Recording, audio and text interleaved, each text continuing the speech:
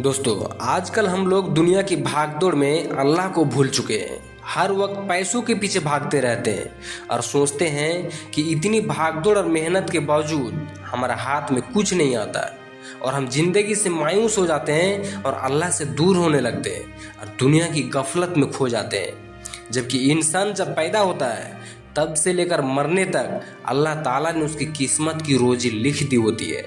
दोस्तों, आज हम आप लोगों के सामने एक ऐसी ही कहानी सुनाने जा रहे हैं जिसे सुनकर आप लोगों को अल्लाह की रहमत की अहमियत मालूम होगी और आप कभी भी अल्लाह की रहमत से मायूस नहीं होंगे।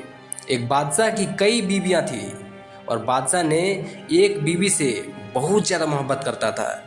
एक बार दूसरी बीवियों ने उससे कहा कि आप अपनी एक बीवी से सबसे ज़्यादा मोहब्बत रखते हैं, हालांकि हुस्न जमाल में हम उससे ज़्यादा हैं, समझदारी में भी हम उससे ज़्यादा हैं।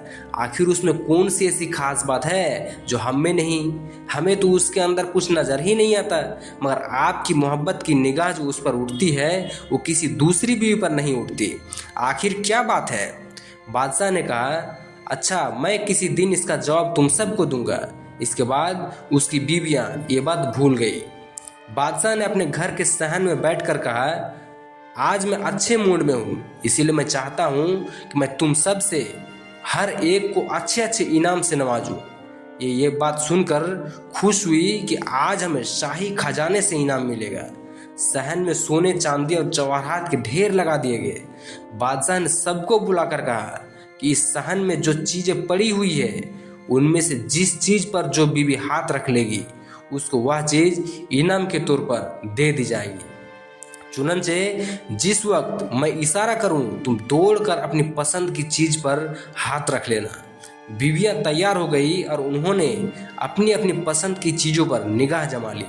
किसी ने याकृत के ऊपर, किसी ने हीरे के ऊपर, किसी ने सोने के ऊपर, किसी ने चांदी के ऊपर। बादशाह ने इशारा किया तो बीवियों ने दौड़कर अपनी अपनी पसंदीदा चीज़ों पर हाथ रख लिए, लेकिन वह बीवी जिस पर उसकी मोहब्बत की खास नज़र थी वह अपनी जगह खड़ी रही।